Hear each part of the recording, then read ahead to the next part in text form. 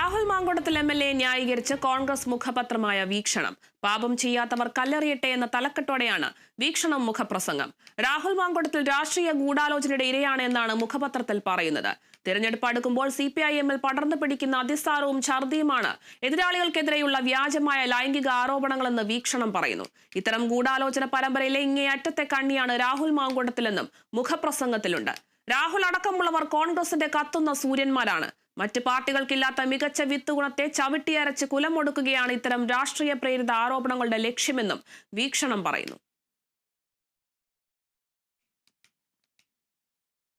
രാഹുൽ മാങ്കുടത്തിലിനെ അനുകൂലിച്ചുള്ള വീക്ഷണം മുഖപ്രസംഗം അന്വേഷിക്കുമെന്ന് KPCC അധ്യക്ഷൻ സണ്ണി ജോസഫ്. അതിൽ വരുന്ന ലേഖനങ്ങളെക്കുറിച്ച് ആക്ഷേപമുണ്ടെങ്കിൽ പരിശോധിക്കും. MLA സ്ഥാനത്ത് തുടരുന്ന കാര്യം തീരുമാനിക്കേണ്ടത് രാഹുൽ മാങ്കുടത്തിലാണെന്നും സണ്ണി ജോസഫ് പറഞ്ഞു. അന്വേഷണത്തിലെ ലേഖനങ്ങൾ സംബന്ധിച്ചോ എഡിറ്റോറിയൽ സംബന്ധിച്ചോ എന്തെങ്കിലും പോരായ്മയുണ്ടെങ്കിൽ അത് പരിശോധിക്കും. രാഹുൽ മാങ്കുട്ടത്തിനെതിരെ ആക്ഷേപമുയർന്നപ്പോൾ തന്നെ അദ്ദേഹത്തെ കോൺഗ്രസ് പാർട്ടിയിൽ നിന്ന് സസ്പെൻഡ് ചെയ്തിട്ടുണ്ട്.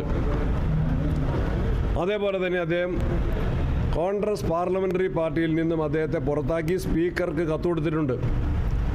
കഴിഞ്ഞ നിയമസഭാ സമ്മേളനത്തിൽ അദ്ദേഹം പ്രതിപക്ഷ നിരയിലല്ല, കോൺഗ്രസ് MLA-മാരുടെ കൂടെയല്ല ഇരുന്നത്. രാഹുൽ മാങ്കൂട്ടത്തിൻ്റെ കേസ് എന്ന് തീരുമെന്ന് പ്രതീക്ഷിക്കുന്നു കോൺഗ്രസ്? ഞാനൊരു പ്രവാചകനല്ല. ഈ രാഹുൽ ഒളിവിൽ കഴിയുന്നത് ശരിയാണെന്ന് തോന്നുന്നുണ്ടോ?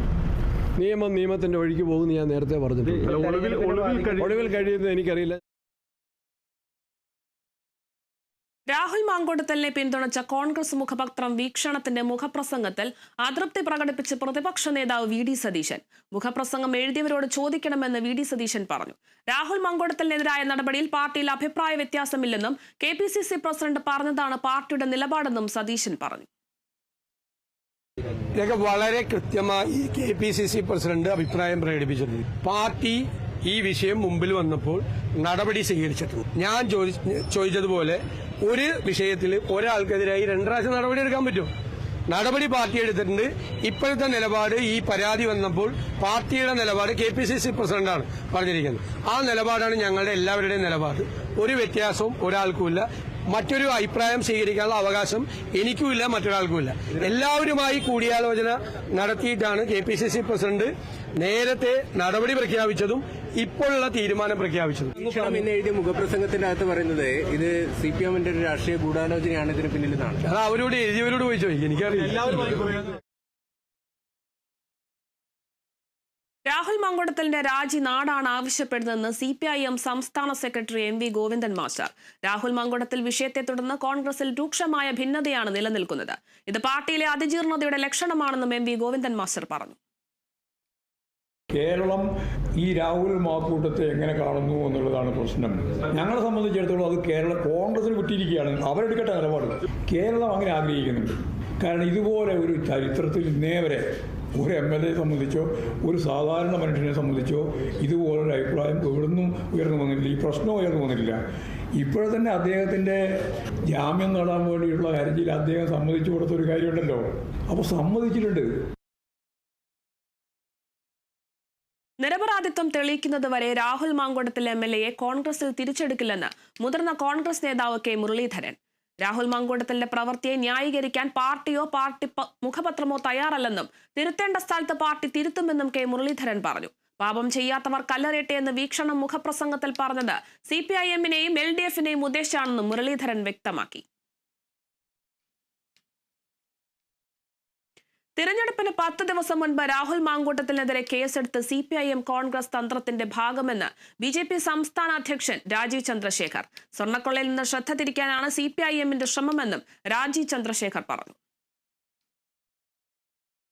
ഇത് സ്വർണ്ണക്കള്ള, ശബരിമലയിൽ നടന്ന സ്വർണ്ണ മോഷണം, കോട്ട് ചെയ്യുന്ന നടപടി, ഇതിനെല്ലാം ശ്രദ്ധ തിരിക്കാനാണ് CPM സർക്കാർ ഈ ഇലക്ഷന്റെ 10 ദിവസം മുമ്പ് ഇപ്പോൾ ഒരു കേസ് ഫയൽ ചെയ്തത്.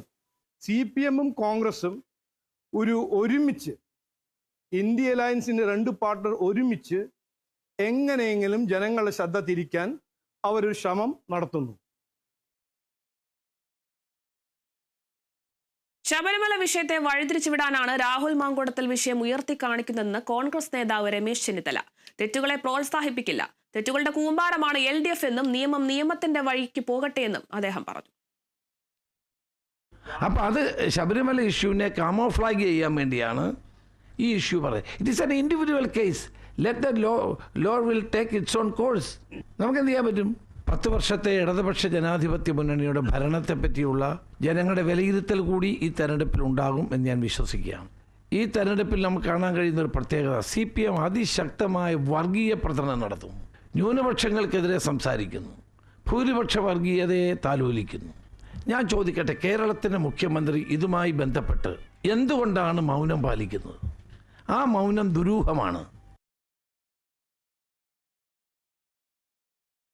രാഹുൽ മാങ്കൂട്ടത്തിൽ MLA-ക്കെതിരായ ബലാത്സംഗ കേസിൽ ഇരയെ അധിക്ഷേപിച്ച് മഹിളാ കോൺഗ്രസ് നേതാവ്. മഹിളാ കോൺഗ്രസ് പത്തനംതിട്ട ജില്ലാ ജനറൽ സെക്രട്ടറി ബിന്ദു ബിനുവാണ് ഫേസ്ബുക്കിൽ പോസ്റ്റ് ഇട്ടത്. രാഹുൽ മാങ്കൂട്ടത്തിനൊപ്പം നിൽക്കുന്ന ചിത്രത്തോടൊപ്പമാണ് അധിക്ഷേപ പോസ്റ്റ്.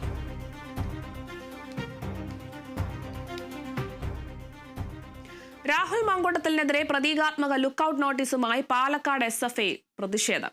ലൈംഗികാരോപണം നേരിടുന്ന രാഹുൽ മാങ്കൂട്ടത്തിൽ MLA സ്ഥാനം രാജിവെക്കണമെന്നാണ് ആവശ്യം. മാങ്കൂട്ടത്തിലിനെ കണ്ടുകിട്ടുന്നവർ പോലീസിനെ വിവരം അറിയിക്കണമെന്ന് ആവശ്യപ്പെട്ടായിരുന്നു ലുക്കൌട്ട് നോട്ടീസുകൾ വിതരണം ചെയ്ത് പ്രതിഷേധം സംഘടിപ്പിച്ചത്.